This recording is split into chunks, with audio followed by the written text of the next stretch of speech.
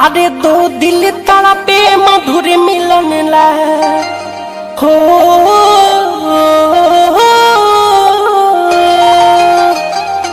दो दिल तड़पे मधुर मिलन ला। अरे प्यारा हट भइल बा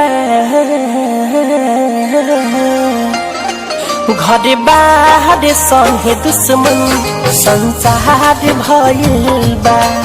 घर बाहर संगे दुश्मन संसार भइल बा। दो दिल तड़पे मधुर मिलन ला हो, दो दिल तड़पे मधुर मिलन ला। प्यार भइल बा घर बाहर संगे दुश्मन संसार भइल बा। घर बाहर संगे दुश्मन संसार भइल बा।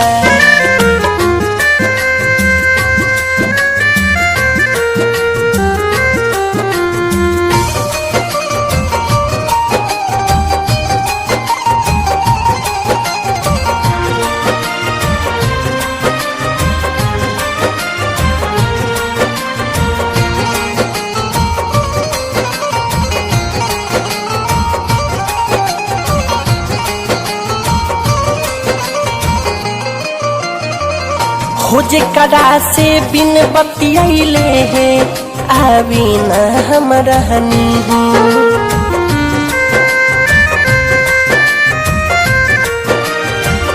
खोजे करा से बिन बतियाइले है आवी न हम रहनी। ओ नैन बसेरा के है चाहे सब लोग हमसे छी। घोर कलयुग में प्यार ऊपर हो, घोर कलयुग में प्यार ऊपर पड़े हार भइल बा। घर बाहर संगे दुश्मन संसार भइल बा। घर बाहर संगे दुश्मन संसार भइल बा।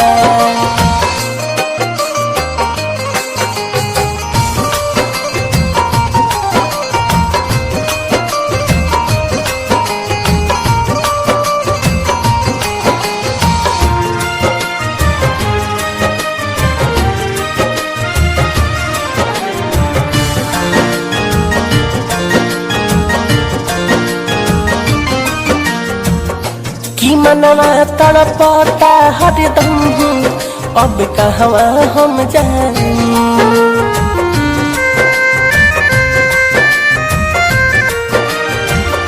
की मनवा तड़पता हरदम अब कहवा हम जाई। सहले ना सह पाइब हम जान से जुदाई। राइटर राकेश मिठू मार्शल हो, राइटर राकेश मनोज बेकरार भइल बा। घर बाहर संगे दुश्मन संसार भइल बा। घर बाहर संगे दुश्मन संसार भइल बा। दो दिल तड़पे मधुर मिलन ला हो, दो दिल तड़पे मधुर मिलन ला। प्यार भइल बा घर बाहर संगे दुश्मन संसार भइल बा। घर बाहर संगे दुश्मन संसार भइल बा।